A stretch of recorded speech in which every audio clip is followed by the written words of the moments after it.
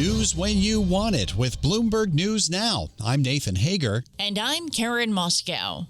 Karen, we begin with new developments in the global trade war. President Trump has unveiled a new round of tariff demand letters, including a 50% rate on imports from Brazil. That threat sent the country's currency plunging as the president escalates a dispute with leftist Brazilian leader Luiz Inácio Lula da Silva. We get more from Bloomberg's Jill Desis. This is certainly one that seems to be more political than economic. I mean, Brazil, first of all, they weren't part of the Liberation Day grouping because it's run a trade deficit with the United States. Almost all of the others have really run large surpluses. So what he's spelled out as it relates to Brazil, as it relates to their leader, Lula, is that he's really upset about the treatment of former President Bolsonaro. And then the other thing I'd bring up as it relates to the Brazil situation is that, prominent member of BRICS, they held their big summit in Brazil just a few days ago, and Lula was really kind of leading the charge there in terms of railing against the U.S. on various issues. Bloomberg's Jill Desis says President Trump also announced tariff rates on other countries, including 30% for Algeria, Libya, Iraq, and Sri Lanka, and a 20% rate on goods from the Philippines. Nathan, President Trump also confirmed that a planned 50% tariff on copper imports will begin on the 1st of August. Analysts say the move could hurt American producers of everything from automobiles to appliances. The chair of the President's Council of Economic Advisors, Stephen Myron, says the move is a key part of Trump's push to rebuild U.S. industries. You know, there are certain critical minerals, of which copper is one, that you just absolutely need if you're going to have a manufacturing sector. And having a manufacturing sector is important, not just economically, because it tends to be a high capital, high productivity field. Chair of the President's Council of Economic Advisors, Stephen Myron, speaking to Bloomberg yesterday. President Trump says copper was the second most used metal by the Defense Department.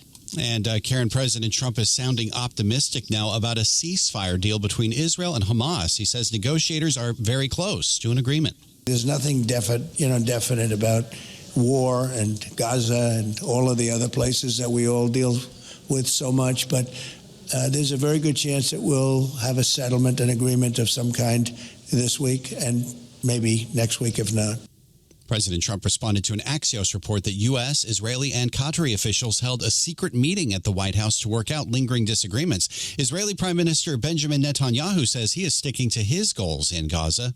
We want to achieve the release of our hostages.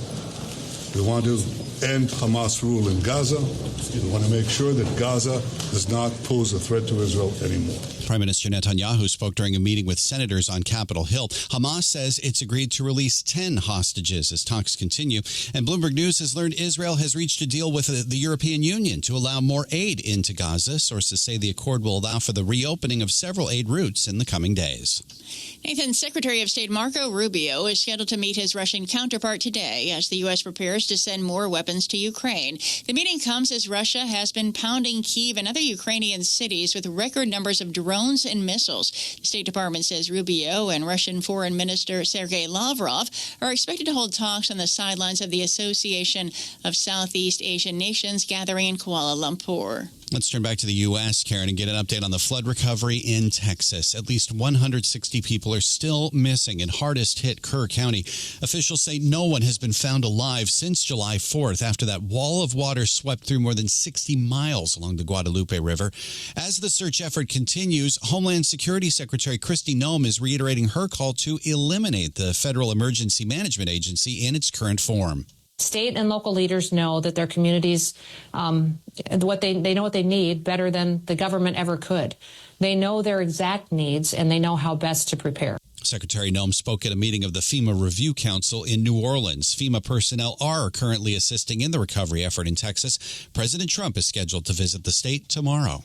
Let's turn to the markets now, Nathan. And NVIDIA has reached historic heights. The chipmaker became the first company to reach a $4 trillion market valuation. Ian King covers NVIDIA for Bloomberg News.